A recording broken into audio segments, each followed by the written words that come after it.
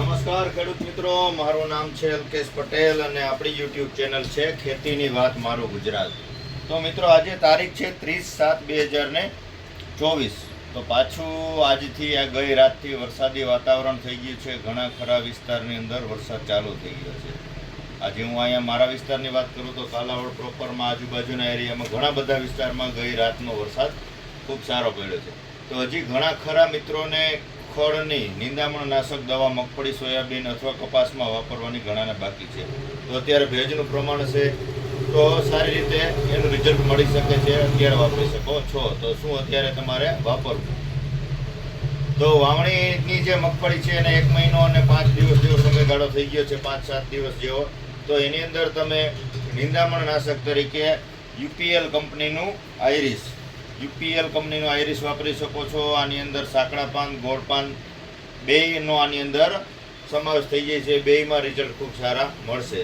બરાબર છે. ત્યારબાદ તમે વાપરી શકો છો ધાનુકા કંપનીનું પર્જ.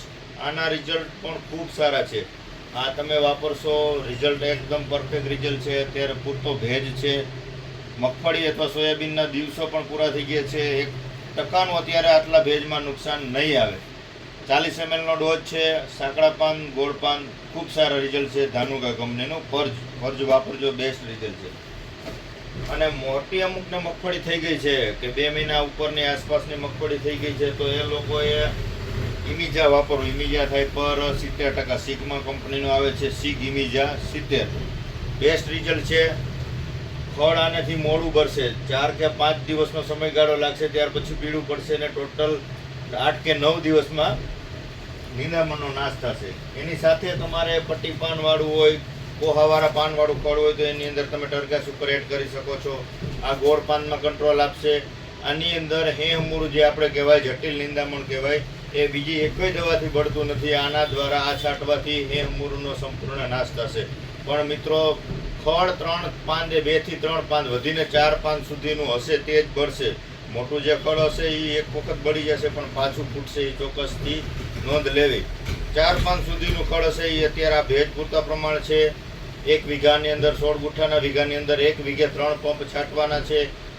5 ગ્રામનું પ્રમાણ આવે છે. આની અંદર 50 ગ્રામની 3 વસ્તુ મિક્સ કરવાની આવે છે. 50 ગ્રામ દવા આવે છે. 10 પંપનો ડોઝ બનાવવાનો હોય છે. અને આ ટરગાસ ઉપર કોઈ પણ હોય એ પંપે 30 થી 35 ml નાખવાનું હોય છે. આ બંને છંટકાવ કરવાથી ખૂબ સારા પરિણામ મળે છે અને બેસ્ટ રિઝલ્ટ મળે છે. લાંબો સમયગાળાનું રિઝલ્ટ મળશે. હવે વાત કરવાની છે અત્યારે મગફળીની અંદર જંતુનાશક દવાના સ્પ્રે પણ પૂરજોશમાં ચાલી રહ્યા છે. ઈયળનો એટક ખૂબ વધી રહ્યો છે. દિવસે ને દિવસે ઈયળનો એટક ખૂબ વધી રહ્યો છે. તો મિત્રોને ખાસ ભલામણ છે કે ઈયળની દવા તમારે સમયસર યોગ્ય સમયે વાપરી જ દેવી. નહીંતર અત્યારે એનો ફ્લાવરિંગનો સમય છે. ઈયળનો એટક હેવી એટક છે તો ફ્લાવરિંગમાં અસર તમને બતાવશે. પ્લસ પાલો જે ભૂકો હોય, ભૂકાના અંદર ઉપર તમે જુઓ તો આખી જાળી કરી નાખી. તો રિઝલ્ટ તમારે અત્યારે એમાં લેવું ખૂબ જરૂરી છે.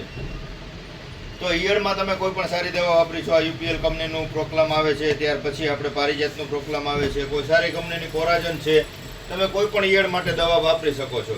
હવે વાત કરવાની છે આપણે એની અંદર તમારે રોકવાની હોય, વૃદ્ધિ નિયંત્રણ કરવા માટેની દવા વાપરવી હોય તો એમાં કઈ વાપરવી? તો એની અંદર તમે કોઈ પણ સારી કંપનીનો કેડીએમ કંપનીનું આવે છે 40% પેક્લો બુટાજોલ આવે છે, જે શું કહેવાય આપણે કલ્ટાર કહેવાય છે. કલ્ટારમાં 23% આવે છે. આની અંદર 40% આવે છે. કોઈ પણ સારી કંપનીનું વાપરી શકો. એની અંદર સીધી કંપનીનો આવે છે, આ પણ 40%માં આવે છે. આનું પ્રમાણ 1 પંપે 3 ml છે. કોઈ પણ તમે વાપરશો 1 પંપે 3 ml વાપરવાનું હોય છે. પછી ત્યારબાદ તમે કલ્ટાર વાપરશો તો કલ્ટારનું પ્રમાણ 5 ml હોય છે. કલ્ટાર 1 પંપે 5 ml નાખવાનું. હવે મિત્રો, કાળજી એ રાખવાની વાતની રાખવાની છે કે અમુક ખેડૂત મિત્રોએ, ઘણા મિત્રોએ મગફળીના પારે તુવેરનું વાવેતર કરી દીધું છે અથવા કરવાનું છે. તો તુવેરની તમને થોડીક વાત કરીશું. કોઈ પણ કંપનીની તમે તુવેર વાવી અથવા વાવવાનો હોય, તુવેર વાવવી તો સાગા કંપનીનું બેસ્ટ આવે છે. આ તમે તુવેર તમે કરી શકો છો. અથવા તમે કોઈ પણ ભલે વાવી દીધી છે અથવા વાવવાના છો તો ઉગી ગઈ છે તો એને કાળજી રાખવાની છે કે તુવેર ઉગી ગઈ હોય, પારે ચોપી દીધી હોય તો વૃદ્ધિ નિયંત્રણ, વૃદ્ધિ રોકવાની કલ્ટાર અથવા કોઈ પણ આવડિયા છે 40% વાળું પેક્લો બુટાજોલ છે, કોઈ પણ વસ્તુ વાપરવી નહીં. નહીતર તુવેર એકદમ બ્રેક થઈ જશે, રોકાઈ જશે. અથવા જો તમારે મગફળીની વૃદ્ધિ રોકવાની હોય તો પહેલાં તમે છંટકાવવાનો કરી ત્યારબાદ જ તુવેરનું વાવેતર કરજો. તમે દાખલા તરીકે આજે તમે દવા છાંટી દીધી છે તો 1 થી 2 દિવસ પછી તુવેરનું વાવેતર કરી શકો છો, પછી કોઈ જાતની આડઅસર થતી નથી. તો કાળજી રાખવાની એટલી છે જે લોકોને જે મિત્રોને તુવેરનું વાવેતર કરવાનું છે એ લોકો તમારે વૃદ્ધિ નિયંત્રણની દવાનો પહેલાં ઉપયોગ કરીને ત્યારબાદ જ વાવેતર કરે. નહીંતર પાડે તુવેર ઉગી ગઈ હશે અને આ દવાનો છંટકાવ કરશો અને એની ઉપર દવા ઉડશે એટલે તુવેરની વૃદ્ધિ સંપૂર્ણ બંધ થઈ જશે, તમારો છોડ આગળ હાલશે જ નહીં, એમ કહીને તો હાલે બ્રેક થઈ જશે. એટલે માટે રોકવાની દવા મારવાની હોય ને તો તુવેરનું વાવેતર થોડુંક લેટ કરવું અથવા કરી દીધું હોય તો આ દવા વાપરવી નહીં, નહીંતર તમારો તુવેરનો પાક ફેલ જશે. બરાબર છે. હવે મિત્રો વાત થઈ મગફળીની. હવે અત્યારે કપાસમાં રાઉન્ડ ચાલુ થઈ ગયા છે. જે પાછતરા કપાસ છે, આગતરા કપાસ છે, એની અંદર ચૂસિયો જોવા મળી રહ્યો છે. તો ચૂસિયાના નિયંત્રણ માટે સર્વપ્રથમ તમે નોર્મલ દવાથી જ કરી શકો છો, છંટકાવ ચાલુ કરી શકો છો. તો કે સ્વાલ કંપનીનું સ્ટારથીન આવે છે, એસીફેટ, આપણે જે દેશી ભાષામાં કહીએ એસીફેટ છે. ત્યાર પછી યુપીએલનું મોનો છે, યુપીએલ કંપનીનું મોનો છે. સર્વપ્રથમ રાઉન્ડ કોઈ એમ કહેતા હોય કે ભાઈ એક જ દવા મારવાથી બધું ભરી જાય, તો એવું થતું નથી. એનો ગ્રોથ માટે અલગ અલગ જીવાત માટે અલગ અલગ દવાની જરૂર પડે છે, આ વાત ચોક્કસ છે. યુપીએલનો મોનોકોટો છે, સ્વાલનો એસીફેટ છે. ત્યારબાદ અમુકને કપાસ મોટો થઈ ગયો છે, 2 મહિના આસપાસના કપાસ થવા આવ્યા છે, 1.5 મહિનાના થઈ ગયા છે, તો એને આમની સાથે સિજન્ટા કંપનીનું પ્રોફેનોસાયપર, સિજન્ટાનું પોલિટ્રીન સી સાથે વાપરવું. જેના થકી શું ફાયદો થશે કે તમે પ્રોફેનોસાયપર આવે છે, આની અંદર 40% પ્રોફેનો આવે છે અને 4% સાયપર આવે છે. તો થ્રિપ્સમાં તો કામ આપશે જ, સાથે સાથે ઈયળમાં કામ આપશે. ઈયળમાં, કુદામાં, ઈંડામાં બધે કામ આપશે. 1.5 મહિનાનો કપાસ 1.5 થી 2 મહિનાનો થઈ ગયો હોય તો અત્યારથી તમારે પ્રોફેનોના છંટકાવ ચાલુ કરી દેવાના, જેથી આવનારા સમયમાં ઈયળનો એટેક આવે તો એમાં તમને ખૂબ સારા પરિણામ મળે.